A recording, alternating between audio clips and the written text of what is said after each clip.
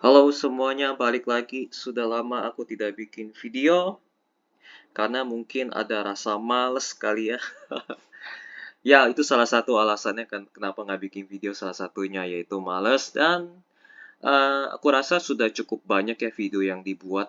Jadi tujuan aku buat video yang kemarin-kemarin itu tujuan utamanya adalah untuk edukasi ya.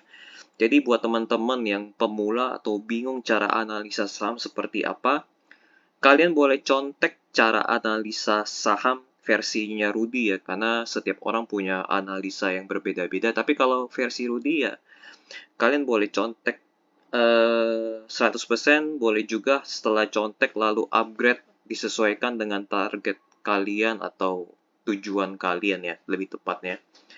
Jadi by the way itu untuk edukasi ya videonya. Jadi bagi teman-teman yang masih bingung cara analisa saham seperti apa, boleh nonton salah satu video-video yang telah ku buat ya. Itu udah cukup lumayan banyak. Aku rasa sih udah cukup lah ya kalau untuk edukasi ya. Mungkin bisa sampai bosan ditonton dari banyak video tersebut. Nah, untuk video kali ini aku akan bahas tentang bagaimana cara aku mengumpulkan data ya, bagaimana cara aku mengumpulkan data lalu mengeksekusi membeli sebuah saham. Dan tentunya aku tipikal investor yang kalau beli saham itu dalam jumlah yang cukup banyak ya. Bukan jumlah cukup banyak, lebih tepatnya all in gitu. Jadi bukan banyak ya, tapi all in. Jadi aku tipikal strategi all in. Jadi dari aku mulai pertama kali masuk dunia saham, memang aku kerjaannya itu mayoritas all in di satu saham. Kenapa? Alasannya gini, keuntungannya lebih banyak, itu poin pertama. Yang kedua, karena pantaunya lebih gampang. Jadi kalau aku pegang satu saham, pantaunya cukup gampang gitu. Aku akan diversifikasi kalau uang aku itu sampai mungkin di atas 50 miliar baru diversifikasi. Kenapa? Karena transaksi per harinya jadi lebih susah. Karena kan kadang satu saham transaksinya itu bisa mungkin hanya sekitar 1 M, 10 M. Tapi kalau udah punya 50 M nggak bisa terjadi dalam satu hari. Itu pasti cicil belinya itu berhari-hari kalau misalnya 50 M kan. Nah, karena cicilnya cukup lama bisa berhari-hari, mau nggak mau diversifikasi gitu. Karena danaku masih di bawah 50 M, jadi aku pakai strategi all in. Nah, oke ya. Jadi alasan utama bikin video ini, jadi teman-teman bisa lihat bagaimana cara aku mengkolek data. Setelah mengkolek data, lalu bagaimana bukan bagaimana ya, lebih tepatnya data-data apa saja yang diperlukan untuk aku mengeksekusi membeli suatu saham, apalagi all in gitu kan, yang resiko. Mungkin bagi sebagian orang all in itu beresiko, tapi bagi aku pribadi resikonya mendekati nol karena saham yang aku beli ini secara valuasi oke, lalu secara bisnis oke, prospeknya juga oke ya, semuanya oke gitu. Jadi sebenarnya aku all in itu resikonya sebenarnya kecil. Gitu ya. Nah, bagaimana bukan bagaimana ya? Data-data data apa saja yang aku butuhkan untuk beli saham di satu saham ya, terutama yang sekarang ini aku lagi pegang Bluebird ya. Ini jadi ada tanggalnya sekarang di 22 Juni 2023. Data apa saja yang aku kolek untuk membeli saham Bluebird ini. Oke, langsung aja. Oke, dari prospek bisnis. Jadi aku periksa dari prospek depannya Bluebird ini bisa kemana aja ya. Ini aku kolek dari websitenya Bluebird langsung. Jadi mereka bisnisnya selain taksi, mereka ada sewa mobil, mobil travel ya atau shuttle bus kecil, minibus ya. Ini city trans antara kota. Lalu ada bus besar dan mereka ada pendapatan dari iklan di taksi juga. Ada juga antar barang ya, Bluebird kirim. Kalian ikutin pointer mouse-ku aja ya. Di yang sebelah kanan atas itu ada car ready, lelang mobil, dan sementara lagi sepertinya mereka akan spin off atau bikin PT sendiri di bagian lelang mobilnya. Mereka juga ada iron logistik, alat berat, pabrik, hotel, konsultan IT, dan lain-lain. Nah, yang masih banyak yang belum aku masukin. Semua data ada di website. di bluebirdgroup.com ya. Dan mereka saat ini beroperasi di 18 kota, masih bisa penetrasi di kota lainnya karena menurut data Badan Pusat Statistik atau BPS di tahun 2022 di Indonesia itu ada 98 kota. Sementara mereka baru penetrasi di 18 kota. Jadi mereka masih bisa masuk banyak masih bisa penetrasi di kota-kota lainnya ya. 98 dikurang 18 ya berarti 80 kota lagi yang masih bisa mereka masuki. Jadi artinya prospek bisnis mereka masih cerah. Ini baru ngomongin bisnis bird-nya mereka ya, taksi transportasi manusianya ini, belum mereka uh, maksudnya di bisnis-bisnis lainnya mereka lebih perdalam lagi gitu. Ini baru ngomongin transportasi. Oke, prospek bisnis sangat cerah ya di sini ya. Data-datanya udah aku collect. Mereka baru beroperasi 18 kota, sementara itu masih sisa 80 kota yang mereka belum masuk. Oke, data yang lainnya yaitu keuangan. Di sini aku kasih centang, artinya approval ya, ada approval. Ini data yang aku pakai. Ini yang pertama adalah total aset lancar harus lebih besar dibanding total liabilitas jangka pendek. Ini terlihat ya, total aset lancarnya 1,3 triliun ya, ini dalam satuan triliun by the way. Total liabilitas jangka pendeknya 900.000. Jadi approve lebih besar, aset lancar harus lebih besar. Kenapa? Karena aset lancar itu digunakan untuk membayar utang jangka pendek. Jadi total liabilitas itu artinya utang jangka pendek mereka. Utang jangka pendek itu harus lunas di bawah 1 tahun. Nah, untuk melunasi 932 ini butuh aset lancar yang sebesar harus lebih besar lah intinya ya. Jadi udah lebih besar ya, 1,3 lebih besar dibanding 900. Oke, masih sisa sekitar 400-an lah ya. Oke lah. Dan yang kedua, total ekuitas lah harus lebih besar dibanding total liabilitas, dan approve juga 5,4 lebih besar dibanding 1,5 triliun. Ini ngomongin permodalan ya. Jadi kenapa ekuitas harus lebih besar? Karena ketika perusahaan mendapatkan keuntungan, kalau porsi ekuitasnya lebih besar, investor dapat lebih banyak. Tapi kalau misalnya liabilitas atau utang mereka lebih besar, yang lebih banyak dapat itu si pemberi utang, bukan si investornya. Gitu. Jadi ini ekuitas harus lebih wajib lebih besar. Oke, masuk ke bagian omset atau omset bersih ya, atau pendapatan neto mereka. Ini ada perbandingan 2023 dibanding 2022 kuartal 1 ya ini. Kuartal 1 artinya 1 Januari sampai 31 Maret. Ada meningkat ya. Di tahun 2022 kuartal 1-nya omset mereka hanya 673 miliar. Namun di kuartal 1 2023 mereka capai 1 triliun. Wah, ini ada peningkatan. Approve juga. Jadi wajib naik. Ini per kuartal year to year-nya ya, wajib naik. Lalu dari sisi laba bersih atau laba periode berjalan dari 2022 ke 2023 ada peningkatan juga. Kalau omset naik biasanya labanya juga naik. Ada dari 47 miliar naik ke 125 miliar. Jadi approve lagi. Jadi omset naik, laba naik, approve. Nah, di sini arus kas dari aktivitas operasi. Jadi arus kas itu cukup banyak, ada 3. Ada hasil operasi, ada hasil dari pendanaan, dan satu lagi itu investasi kalau nggak salah ya. Nah, tapi aku pakai operasionalnya mereka, karena bisnis mereka kan berjalan dari operasionalnya mereka ya. Jadi ini harus wajib positif ya, dan mereka positif, artinya ada uang cash masuk itu sebesar 219 miliar. Jadi approve. Jadi 5 poin penting ini approve secara keuangan ya. Next, data yang lainnya. Nah, secara valuasi di harga sekarang ya, di tanggal 22 Juni ya, 2023 di harga 2110. Secara valuasi mereka masih murah. Ini tabel yang paling bawah masih murah. Kenapa? Jadi patokan wajarku ya ini versi Rudy by the way. Ini versi Rudy untuk semua saham ya. Jadi versi tiap orang itu beda karena karena setiap orang itu belajar dari sumber yang berbeda. Nah, kalau aku kan belajar dari pengalaman bisnis dan lain-lain dan kawan-kawannya itu ya. Kalau aku sih lebih patokannya ke ilmunya Warren Buffett ya. Jadi Kalau ada yang orang menilai hanya masa lalu. Kalau aku masa lalu dan masa depan.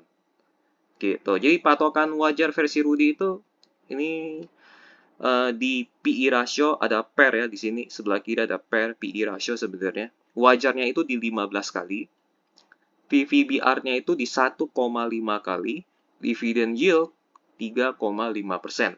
Sementara itu di sahamnya Bluebird ya, di harga 2110 itu PE ratio mereka masih 10,71 kali, PVBR mereka masih 0,98 kali, dividend yield terbaru ya, yang terbaru di hari ini mereka bagi dividen Rp72 per lembar. Artinya ini sudah diupdate jadi 3,41%. Jadi berdasarkan patokan ini PE ratio masih di bawah wajar yang aku tentukan ya. Kan 15 lebih besar kan. Ini masih 10 artinya masih di bawah. Jadi semakin kecil nilainya semakin bagus untuk PE ratio dan PVBR ya. Lalu di PVBR-nya itu 0,98 kali di harga 2110 ini, sementara wajar versiko itu 1,5 kali. Dan dividen yield ini bukan masalah di atas atau di bawah, tapi mendekati nilai deposito ya. Bunga deposito lebih tepatnya. Bunga deposito di bank kan sekitaran 3,5% kalau dibulatkan. Jadi ini mendekati ya, ini 3,41%. Jadi ini approve tiga-tiganya. Jadi di harga 2110 ini masih di harga yang murah. Itu penjelasannya. Next, data berikutnya. Nah, ini sejarah harga saham juga perlu diketahui. Karena kalau misalnya, ini kita lihat ya. Bluebird itu pernah harga tertingginya itu di 10.000. Di sebelah kiri gambarnya ya. Dari tahun 2015 sampai di tahun ini ya. Mereka pernah di 10.000. Kalau kalian lihat garis menuju di sebelah kanan itu ikutin pointer Moskow ya. Itu mereka pernah di 10.000 lebih ya, 10.832 lah ya. Jadi mereka pernah di harga tertingginya di 10.000 dan harga IPO mereka itu di 6.500. Dan sementara itu harga saat ini ya, tanggal 22 Juni 2023 mereka di 2.110. Jadi ini data yang cukup oke menurutku ya. Kenapa? Karena kalau misalnya mereka pernah menyentuh angka tertinggi, artinya mereka lebih mudah naiknya. Kalau saham yang belum pernah naik di angka tertinggi sebelumnya, itu lebih sulit. Nah, tapi belum tentu ini bisa jadi pegangan juga. Yang penting, gini, kalau mereka pernah mencapai suatu angka tertentu ya, mereka kemungkinan besar, lebih besar bisa untuk kembali ke harga sebelumnya. Kemungkinan probabilitasnya lebih tinggi dibanding saham yang belum pernah mencapai angka tertinggi gitu. Itu lebih sulit. Nah, ini lebih mudah kalau untuk Bluebird ya, karena mereka pernah di harga IPO-nya 6.500 dan harga tertinggi 10.000. Jadi probabilitasnya itu mereka lebih tinggi gitu. Oke, data selanjutnya. Oke, sudah cukup ya datanya ya. Jadi hanya 3 data aja ya dari secara prospek atau masa depan. Ini mereka masih bisa penetrasi di 80 kota lainnya. Nah, ini keuangan udah approval semua. Valuasi juga oke, masih murah. Secara harga saham juga oke juga ya. Mereka masih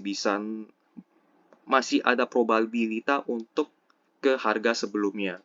Termasuk balik ke harga IPO ya.